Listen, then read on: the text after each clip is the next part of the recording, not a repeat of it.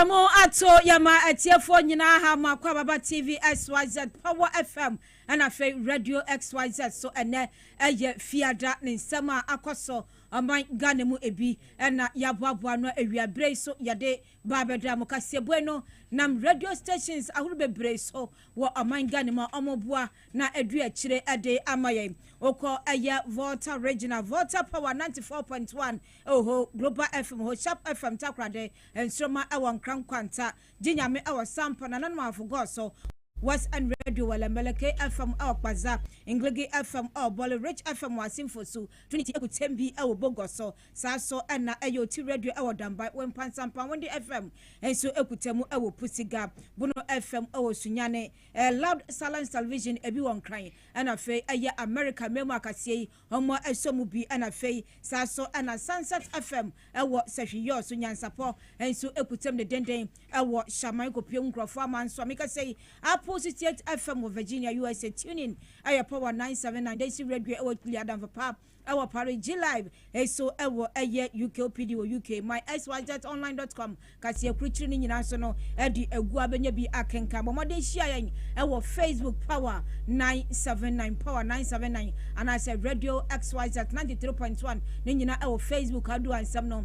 Ubetimi etiebi wo. Watch our general boy and Ashay, Edu actually a day amanes and also no etimi abwana eviabre and some yade abramonum near Edimu Akoteno ebi and say Aya Ora Mahama Edia Tuja say Kwan Yakun Ediatia Galamse no Ombraye na bemu yobeko swa na wakun Ediatia sebe na Ghana so no yebetimi enyen supa na je aye insase papa so aye so afuo Sansona GIHOC ekatwitwi dia chese adwumakoi wo mabonam so mampanyi ababe kasa edi afa ho sansem we yebewramu na yahunia etodwa ewomu saso na chese amane ba ababe todwa ene se ne no ogura aye kwabena adubu ahene yade na kwatwere abankukumu adianti na yade no akwatwere ho nsam yade bebremo a lawyer for nkabo mu kuo bi mu so ama won home no so a wo mu nsema a wo mu ka nyina ene se he Ghana Bar Association ensema a wo mu keka se mampanyi amfa kwan pa so na wa suspend chief justice no wo so wo mu mpe baabi enkotena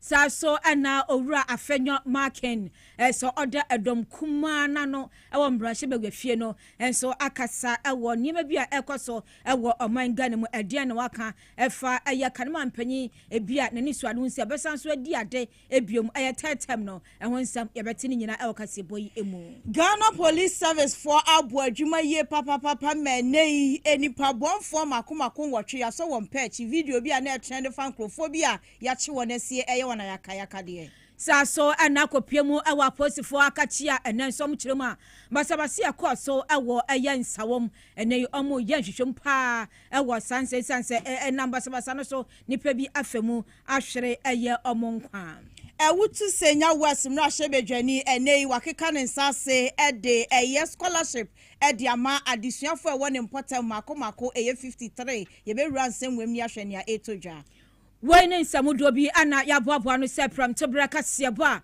yade ababetomo ewo kasafidie eso na momno yatimi baya na nwekuo bi anasuemu ema yade Kasiebo yi ebremo nti no yade aseda emomo na esa gentle step madake edimu akotene papa asuemu de denden saso na S natural mineral water eso aka ho bie na face solar natural clinic ayaresa bia esi yenkonja wusa ho na esa okwa akotwa na nanom momodin aso beko na watimi ashopa saso na mega cash eso ekutemu bie me pacho se wonu insanu dwuma tire bonso a adwuma bi ohaya pa mama yade ho nsam so abetudwa ede ama weinom ne nwumaku ahodo a masuemu Akasiebo no yade ebremo yanya yebabe somo eyeme akuya krantema na afi nana adwa kwachwa efe yantoa ensam no so na yemfa emama eye owura John Dramani Mahama Ghana mampanyi papa amodin ade nsem bi atudwa endra na ye afofida kasie ema Ghana eye adwumafo nyina na ye papa enya akwanja ekasa ewase no eno ode tudwa akire mu se wo hye okon a wasai ewo galamse kwambo ne nipa bi enam kuntu na se kwan so etu fam gudi o man Ghana mo omobo man na se ombra ye obekoso akon oda so agina ne nanso a enya asem kuma kora ewo mu na obeko akopem se ese eye nkunimdie nso beba ewo sa ekon no mu na nsimode tu dwa nyina yenua bema wisdom hedajome aboabo ni nyina no nsimode tu dwa no mama yentie bi se me ebe pie mu sei dia na edwumayefo nyina ebo dwa kai efa adwen wo bra wo dwen ne waye ene no betumi aye ama oman Ghana etumi etumpon afi dwumadie na nitira edaso ene industrialization, trade and decent work for social justice. Wo dwumadie ase ena TUC boss Joshua Ansan wo bra wo de na no disem etudwa no o kire mu se ho abehia pa se Ghana mabunu anase article 71 office holders no so no obetumi ahwe na dwumadie a wodi no wasa kire mu kakra. Mr. President, it is a scandal that some chief executive officers of state entities paid from public funds have rent allowances that are 3 times more than the salaries of our highest paid public servants on the single fund pay structure. Your Excellency, it is obvious that Ghanaian workers cannot reset with these low pay levels. We cannot reset amid this high level of pay disparities. It is energy sapping and demotivating to say the least. His Excellency John Dramani Mahama Edina do December to Jechire mu say obekọ so a na ban ahwe say dwumadi a ekoso e wo Ghana no ebetumi agina brand. You are indeed the true architects of our recovery and you are the backbone of Ghana's future. It is because of your sacrifices, your dedication and your endless optimism that we gather not just to acknowledge you but to celebrate your greatness as workers. From the very first day I assumed office as president, I made a solemn promise to stand with you, to fight with you, and to prioritize your welfare above all else. Enwechi TUC boss esanso kire mu say ade ba kwa ha adwen pa ene galamsey ho nsemsem ene plans a ewo kwan mu. Mr. President, we in organized labor are surprised that 5 months into your reign, the Galamsey menace is getting worse. The destruction of our environments, including our forests and water bodies, is increasing with rapidity. Mr. President, we expect you to provide leadership in stopping the menace of Galamsey. We expect your government to immediately revoke, not amend.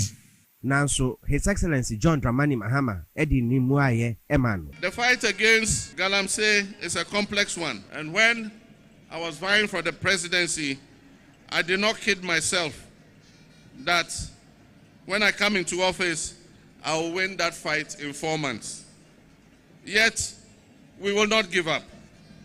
Our gallant men of the armed forces and security services are up to the fight and will continue to score successes against the selfish companies and individuals who are destroying our forests and polluting our water bodies. As far as the fight against Galamsey is concerned, I say, aluta continua.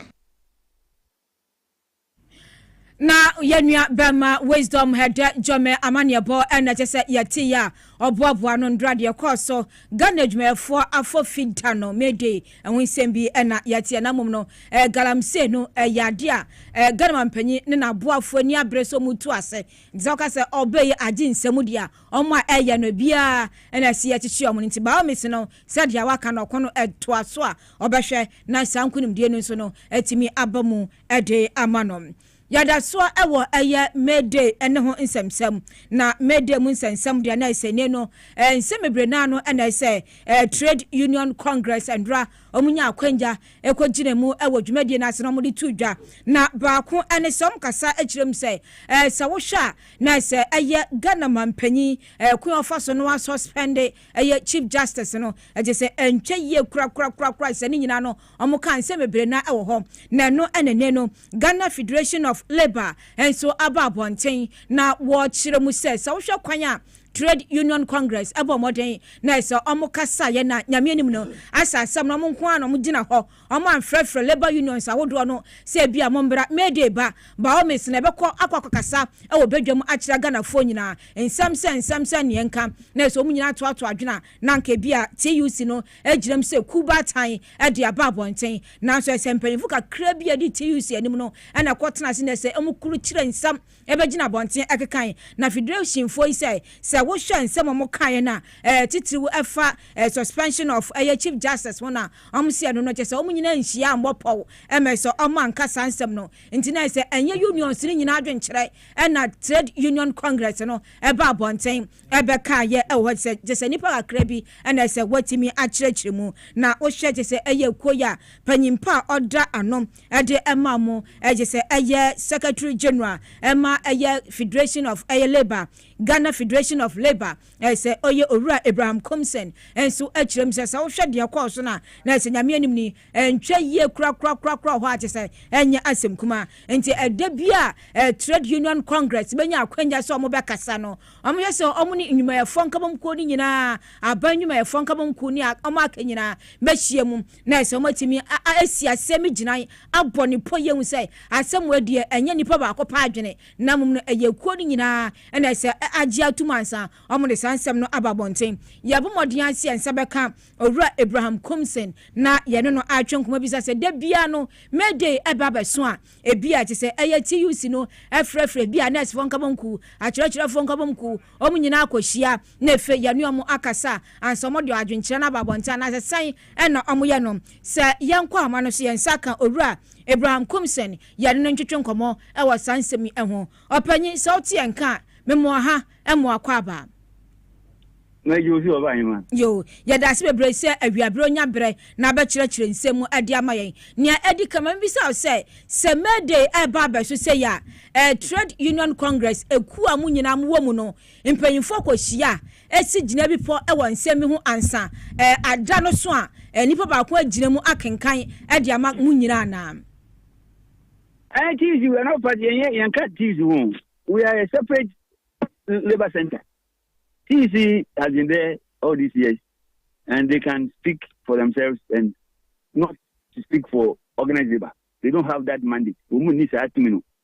And you know, they are how I say, I'm paying coffee, but in somehow, okay, kind of one, young discuss and when some kind of, and some maybe, and you're ordinary PTBR, so we wouldn't talk about it. But Africa, Galamsey was I Galamsey in himself. Last year, and Kusiaga. 8 years, the team fight it. That a government, you know, to get to do with a government, about 4 months, and now, there be a advising book. We appeal to Excellency. We just arrived, but try to make sure that we continue with the fight against this Galamsey. That would have been better. Well, now, starting with some try to say, you must do. Meanwhile, you know that this government has started doing something. Even with this gold board, it is an indication that they are up to something good for us. Because this gold board is we are going to say, we gold no to from Korea. Now, the answer you must explain the source of that gold. Is another way of doing it. Again, the presidency have said this LI 2462, they are going to, if Parliament resumes, they are going to remove it. And you know, who can want somebody yes, we don't need this kind of thing. Abana indicate say they are going to remove this LI. Again, they have started something. This there will be, you know, whistleblowers now. They are doing something. What is it? So when you go and talk about these things, when we have not discussed the Chief Justice, you know, so want to talk about this Chief Justice issue now. All that me have been speaking about this, and I always go out and say, "Mamino, say Yaminia," and I say, "Oh yeah, you Mami," and I say, "Yami, yeah, come on, Kasiebo." Then I never come. Ejumano Jai. It will be honorable for you to resign so that you be able to. And then you can say it as a lay person, as a layman or laywoman or whatever, so that you don't get yourself involved in this legal gymnastics and all this thing.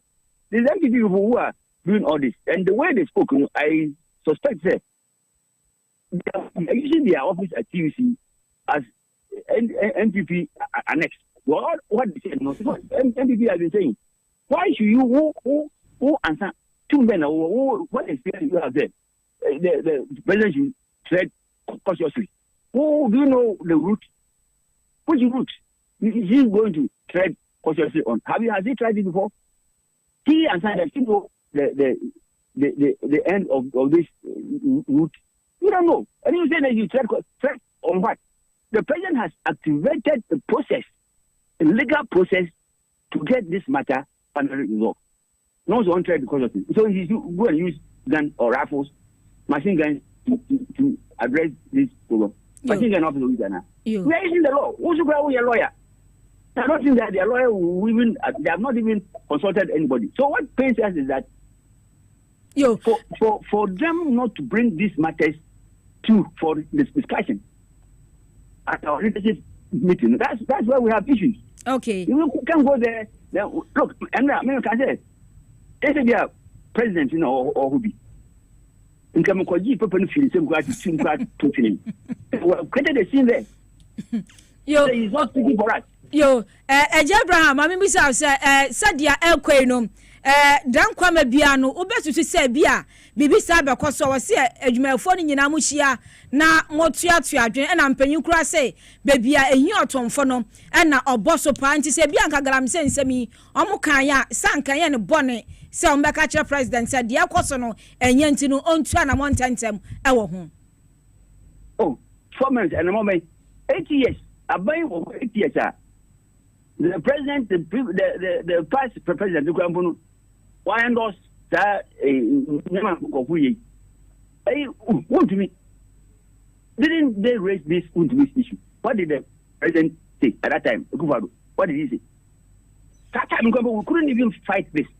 We have allowed this thing. We all knew what was happening in that memory forest and the other forest left. We know how they were destroying water bodies.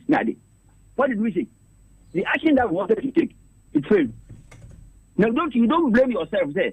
We didn't even act well. If we had acted well as TUC, in the day we would have achieved results. When you be a performance happening over study environment who have even started something. Now you were lucky, say, President, I authorized my boys to go and take the paper from him and throw it away. Okay. To end that program cry. Eja Abraham Komisi abada se wanya bere na oni akasa akira wadwene opposition e wasansem ho yada asepa. Ani amutie aye General Secretary General Emma Ghana Federation of Labour ora Abraham Komisi na tese nia endra kokọ koso na nia age ho no watimi akira na adwe nyina okwan bibi ankoyi a e wo se timi kira adwe na galamse ekwan de ebinum de 8 years abomo ntimi anye nti 4 years pe wo soja sana na esenkakra na papa no be ye ntobo mfama no na be ya adwuma no ede amaye.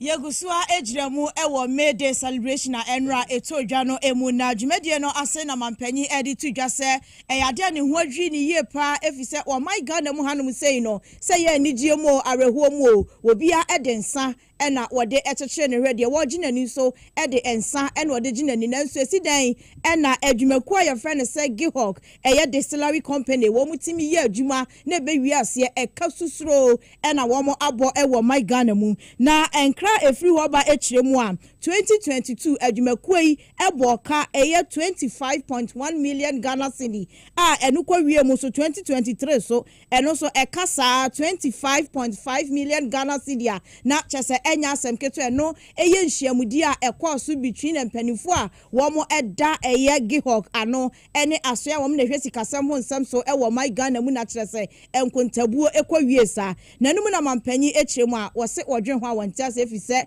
apeteshe pa sa wo ton sa wo Ghana ha wo se waboka wabla anigye mo awehuo mo bibia mu no ye de nsa ene di dwuma yente mampanyini ensamode tu dwa e wo mede dwumadie no ase. Celebrate the sacrifices of workers in Ghana and around the globe. And we had a conference with SIGA, and we're giving the debt position of state-owned enterprises. And almost all of them are in debt. Even companies like GIHOC distilleries, where when I was president, they used to pay a little dividend to government. Today, they also owe. The question I asked is, how can you sell alcohol and be in debt? When Ghanaians are happy, we drink alcohol. When we are sad, we drink. When we are not happy, we are not sad, we drink. So how can you sell alcohol and lose? And so we're charging the management of state-owned enterprises and the workers. Let us work together to make sure that we make these institutions viable, because those institutions belong to all of us. Now, His Excellency John Dramani Mahama no December to dwa ewo mede dwumadie no ase ebi efa GIHOC distillery ekasusura chese womo abo edi egu honom ebi ena yekokotie na sansem wei emu ena nam so ama deputy director wono wo GIHOC distillery honom Era Magdalene Indemile na okasa ena no pay ewo radio SYZ wone eja wusu twetwe nkomo no oda na di se wono so ankasa ne hodwi ni pafi se wokọ sa so hwanom pa akọwe sika twitwiri dia enam kane opanyi kwanchefa no oda adwumakuo ya no Mr. Maso Kofi Juma chese sika akodi papa ni botom no ese wani na ense wo ka che yentie Era Magdalene ensem wodi tujwa papa every weekend Friday bia or weekend on my 40,000 cities Ghana cities and a man card no they weekend every Friday.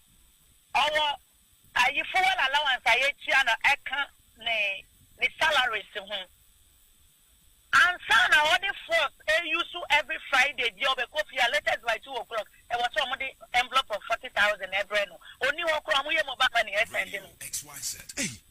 I go company no me say loans are papa we are no the can at me oh. Me say me can at them so yeah. At some me question old workers now.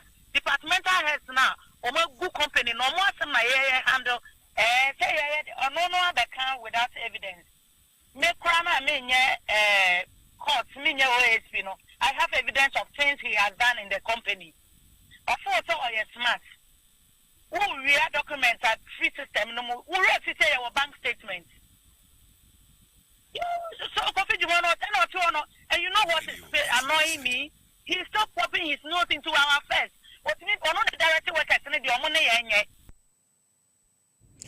Now, Deputy Director, GIHOC, Era Magdalene Indemile, and Yekokotie, and Natchez, Otimso, Penny, Kofi Juma. Now we are Juma Nefia de Biantin, one man can Friday, and call by Jessica Bojo, Eddie Agunibotomo. I ask someone to see. If you had be 40,000 Ghana, if you had Bakubia, and I think one can then go by Gio. Uncle Saska, Bob, and we bet him be a company for fraud. And I come back when you produce Scadia and Odinus. I said, I saw a Saja catch you, and I don't dear. Hey. Some to us. I buy Antisabe with young Kenya and Kenya Kura. Yan to us not young call a year and some froso. Ya call a year and some from Mudiana say no.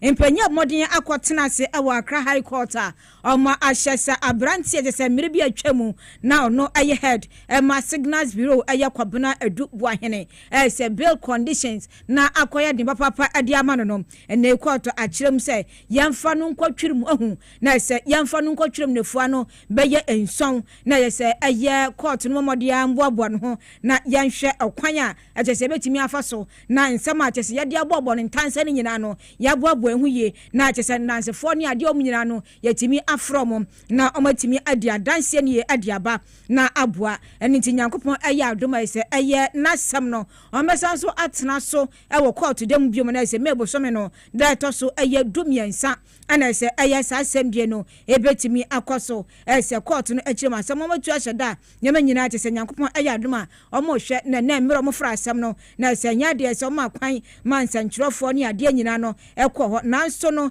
ese eye council edema accuse ana se mmere nimni a odi ama eye kwabena dubu ahene enso ade nsem bi atudwa o kirem se wo hwa na se nipa no ana se nipa ogina mu ade amanom aye krado se eye bill no terms se wo nyina no obehwe ade su pepepe nti anke bia ebetimi aboa na attorney general no ahwe na anke bia se bia kofie na chi wabakora na anka ni nyina no aya ade betimi aboa no kirema na se niema ewo so mo fa so na omutimi ade mani bill ni ade no se ya ade attorney general no nkrofo agodro se aye bibia se o ma tete papa se anya sem kuma ma frustrate no ewo sansem hom na wo hwe se aye mberanim no ogina mu ade ama branch na se nyo bia lawyer attach no na se ejina ma ode edi asam no ade ama no saso na attorney general deputy enso akan bia sasemi omchem se Nyankopon ya adoma se eye mebo so me no da etoso eye dumiensa omesanso atena asem ni so biom na agese omatimi afra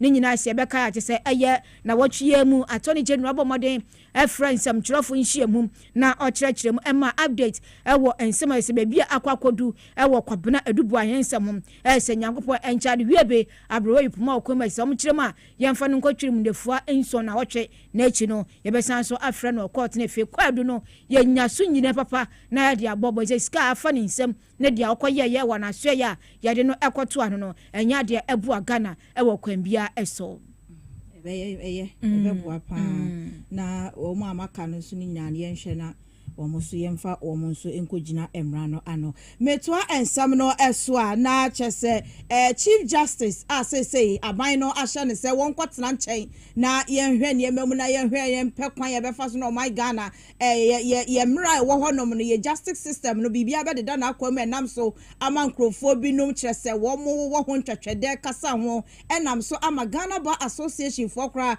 edwo na no abetum se wone mampanyi enya adwe wo kwan ya wafa so ama maame no se won kwatena enche na no ne ye da sorry ya eku a wondin the lawyers in search for a democracy ye twanity ase linsod for wo ma ye central phone share mu abekasa se hwe na mampanyi emfi de Ghana Bar Association for wo mo eye ne ati wo my Ghana mu omu habi e na aba mi betena so ye de wo panyina na nso ya nti wo ma no kasampo ehu se wo mo bo wa na ne ba ne sei wo mo kiremu a ekwan ya mampanyi fa so a wo ma chief justice akwakwatena nche no eye mre wo ho no ma chese 2024 kra ebisi ya samra na ena mampanyi dada wo mo fa so a chese wo mo ede ho wo bi ede free ho nom enti enei no ade na bi akoso a wo mo etwe ho eye hu dede se wo mo ne aban no enya adwen wo mo akasa a chekire ensemu na eye organizer ede ema eye eku a ye frɛ wo mo se eye linsod eye lawyer John Indebugili na chese wono so ene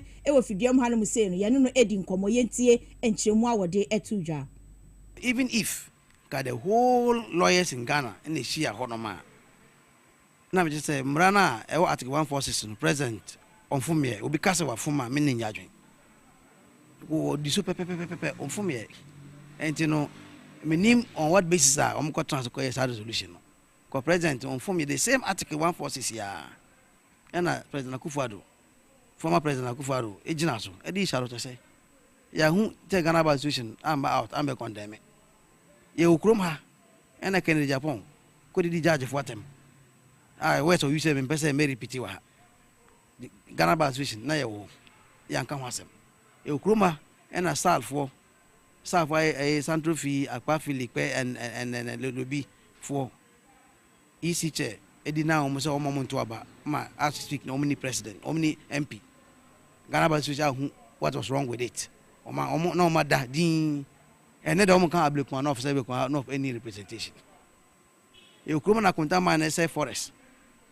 Ghana Bar situation yanka hwe tene de omo kan wasem na resolution me kan na omo say article 296 which talks about discretionary power omo say president and pass LI but article na odi na ma president article 146 on kan ba bia say on pass LI na pass LI mpo amre mu no LI ketwa o she constitution say I see it to be very hypocritical nyachum at one point Yawa and President Akufo-Addo or fast Article 146 so he shall not say. Ghana Bar what was wrong with it. But the president we kind Article 146 now also the president may suspend and the discussion. No suspending now. Suspension doesn't mean say you ready. Also na 74 when I say Jinan China Yendi was some ye na say oh who so before Udibia. Then we na about na into what are they afraid of? And since when the Ghana Bar situation, a customer judiciary. As organizer at the lawyers in search of democracy, ye Trinity was Lensord, a young lawyer John in Debugri, and a watch session said the Ghana Bar Association for and a one more done dino, one more a ya in ya chum, my Ghana Hanum say. Yanko aya ansem from na enai ekopiem awam rache badwafia na se ayam rache badwani ema aya afutu owura Alexander aya afenyo marking ono aso na oye danfo ema edom kuma na ewo emrache badwafie odi nsem bi tudwa se ono na adwene kirem se wohwa owura John Dramani Mahama ne NDC amiyoko no ewo botaya kase pesa adwen kase esi omani so anya asem kuma dan a oso pesa ya na se odandane mebi se numina se ne mfie 9 pe no omodin ade foforo eka ho na ensam se de okan no moma yentie se no kura bi ewoma about our party or parties. It's about protecting the institutional integrity of our republic. It's about drawing a line in defense of the constitution, and it's about telling those in power, you may have your term, but you do not own the state. Thank you. The framers of our constitution understood that democracy without an independent judiciary is no democracy at all. That is why we are gathering on Monday, 5th of May, to say enough is enough. To say that the people of Ghana will not sit idly by while their courts are captured. To say that the power may change hands, but the constitution must always stand. And to the people of Ghana, our fellow countrymen and women, we invite you to join us. This is not just about the few political parties determining to go on the streets. Of course, we are going on a peaceful demonstration. This is not Parliament's fight. It is a fight for every citizen who wants to live in a country where the law is supreme and no man, no matter how powerful, is above the law. We say that there must be an end to the division and the anger of the past. This government must tread with the greatest caution, always keeping tomorrow in mind when taking decisions today, because these decisions may shape future governance. If we continue down this path, we risk creating a culture of retaliatory politics, where successive governments are more focused on settling political scores than solving problems. Last but not the least, it is obvious that the bold attempt by Mr. President to nominate out of the blue 7 judges to the Supreme Court is the first major attempt at all that they have rehearsed, a 3rd term agenda. All that the NDC is doing, all that our president is doing through the advice of the hawks of NDC is to set a 3rd term agenda for his leadership. Nice, owura aya fenyo marken ana mutini Kenya Ghana ha na yembusa se social Ghana mpanyimfo aba man mpanyimfo aba dodo san President Kufo nipa se na odi omukọ Supreme Court na nadonko a nipa se na odi omukọ sabra no na afenwa ugina ifa se ohun se ono no our agenda na se bia abase wo se di nipa bi koka ho na ye ne sa na jese ye wura Muhammad sisa constitution na dia na wo ka se bia wa yamfom so ana se dia wa ye no nam no kwan mu me paacho ne ananom ye no se mo de mbra na ye ya Ghana mbra kro na ye nsa review no nyamba ye no aka se bia wa sesa wa hyeda epani ye dinti no de bibia hyemu da bi de da na no aso no nam de ye adwuma nti dia wo kan de no enya de anokura bi ewo mu ma me nto aso na me fa na asema boafo a asiemu na ye de Kasiebo so ebramo ye de asedema mega cash me pacho enne eye fiada on fiada nso de wo ko weekend na e wo se onya sika etu botonum na utimi de assorte ebusua ne nwa ka wunyina eni nti na me sro so fa phone no fa phone na dial *462 *426 5 na se wo de hash na tato na no an ebe bia ma okama box makuma nsia ni nyina sika hyase na uchuzu bia ubedi ska peche na se wo so de akofie ubetimi atwa 5 series na 10 series dia wa ho odin be so twane sa na yenko ana se ubetimi so akọ eye mega cash luckyboss.com na no so wetimi aboa na wodi ska ni bi na aboa me pa cha unya 18 years a wonka ho eni twade befu na wetimi adimbam na wa mafie nso ayede mesro yade ayeya se obi benya wa eyade enti mesro ma yade nka ho hyedemu na panyimpa ma ya kwada eni nti na Solar Natural Clinic me pacho ewo ho ma nyina se sim na ko pan woni doctor fo ne nkasa omudi mfidie behwe ni paduanim na omwia ba bia yade no ehye aduro so omudi ma no omoyin pepepe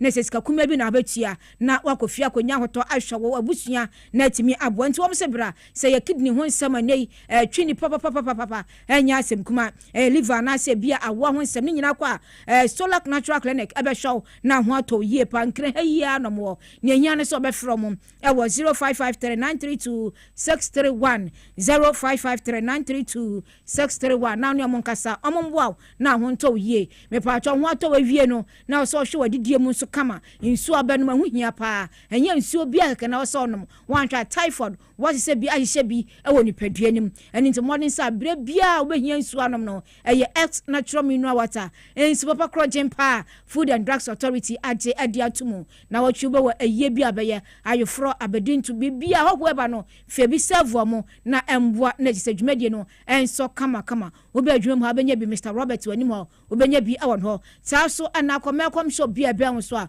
obenya bi na wato ho na atimi aboa na pesa wo frɛ na yamfa dodo embre wa frɛ 0596273546 0596273546 na se bia wo bia no ya di nsuo ni bi ebebro beton traffic mi bia ya bebro na se nyankopon ayi wadom wa fafu jese nkwada na ba na nkwada nso ba de wo se wo ani ekom ho ye pa ntade hyem ni ade nyina no e wo se danso me pa cho se wo pe ntade ama nkwada de a mma ne mema nyina ko gentle step mother care ho na wo se odu na ko pe ntare papa e ma mba hye na se omunya bogus krampo hu mo se nkwada de omba nche na so na ga na heya no mo e se odu ani akire gentle step mother care akopɛ ntare papa ade amom nti nkwada ntare bicycles ni ade nyina so no obenya bi o tricycles for nkwada ne nyina benya bi ewo sa so ana baby court akwada tese jeje ne kama so hino anana so hima na so nyia nyema koyie ade mo pe baby seat na car seat obenya bi o baby walker ne nyina high chairs nso no ebi ewo na omwo eye in crime Sprinters Road ewo eno mo ben Pogas Furniture omo ne Absa Bank no ena edi animhwe wo nti price no eye kama ofombo konko ba bia o modern so bedu gentle step mother care na watimi akoto niema ni bi ede asiesie akwada so pe diaper obenya bi ho ope baby food ni nyira se nkwada wonioma ne de eho pe ena osoko na ukoto bi frɛ 0244238477 0244238477 na ni omonkasa me pacho yo bi aboti wasua adwuma nso bibi nti untimi bi wa kwantena adwuma bi apia ma omo se bosom na se omo ma skapudu a enya asem kuma na obo eti konru ana se rastebi utimi bo ne kama pa adwuma no ewo ha acho frɛ na omo ma bi enye eye 0246473271 0246473271 na etese wo so no watimi apa adwuma ni bi nso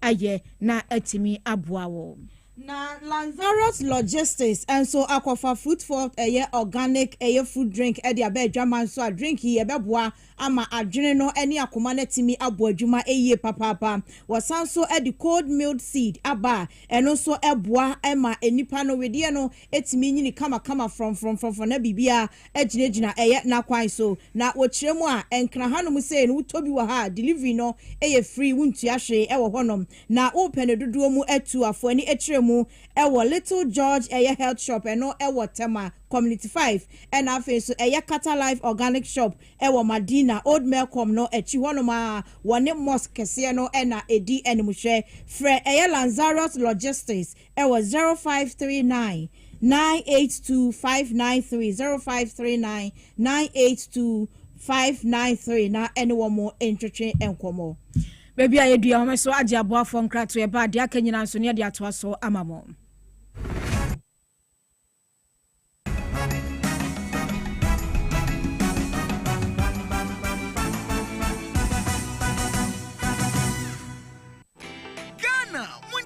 Ye wa twaya chano afedie pie ohiani ahokyira no to atwa mega cash lucky box and ebe di we huduma we ye game wa wo be disca instant cash prize for phone number short code *426*5# and no pay crime mega cash lucky box enya dem krasa obeto dial short code *426*5# our all network follow prompt no na choose lucky box na resika ehwem no ni nyina ya wodia we bet me the 500,000 Ghana cedis and 5 billion Siano sisa sanshi shey and elagiatum our Caritas lottery platform so mhye kakra wo ho.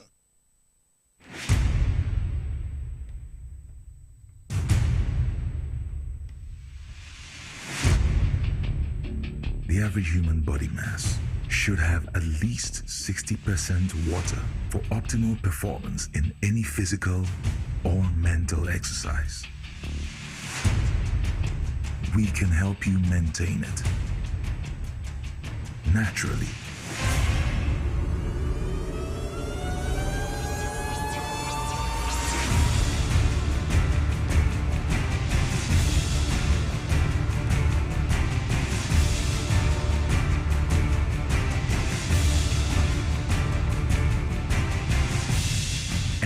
Natural mineral water.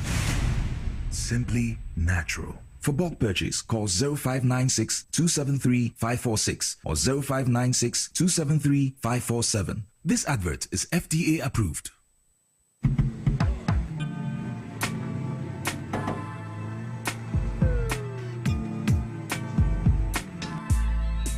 Welcome to AutoCheck Vehicle Diagnostic and Licensing Center. I hear my car can be checked here without going to Accra. Sure.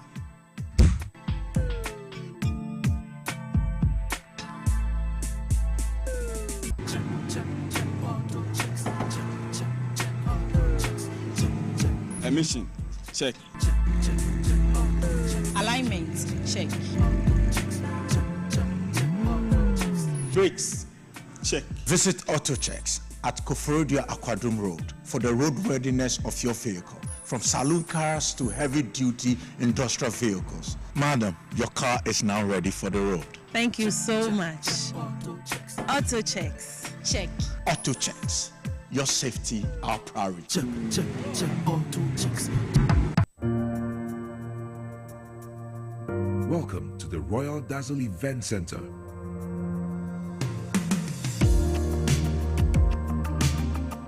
With a lush and well-maintained lawn and garden, you are assured of the best serene and comfortable atmosphere to organize all your family and social events.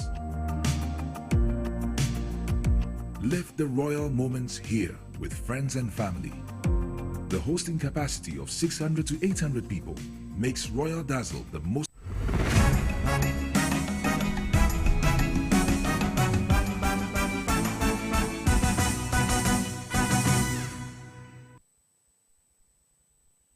yasan amamu nyina kwabadam asam twene yakwaje aboafo nkrato ye to ansam ne so na ye to aso de na ese yenko eye atwaman ewo eye apuye mantemu ne ho ena ese panyimpo da eye bankum division no ano obrempo sintim ade nsemi atodwa na wasrese wo behia pass aban behwe na ne omebi ese ebeboa na gana kuaye nsam atimi akoso no mo ne sa emfa emaye na nsema obrempo sintim opokoto so miensa ade tudwa no moma yentie bi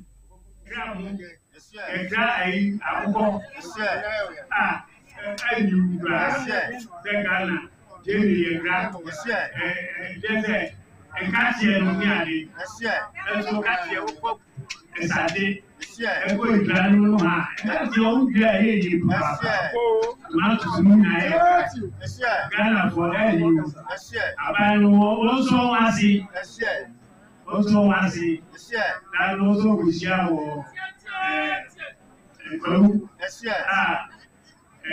our business for we can see our way on. Say, oh, yeah, oh, no, and ready. You better say, I will do. I will buy yet. Yeah, my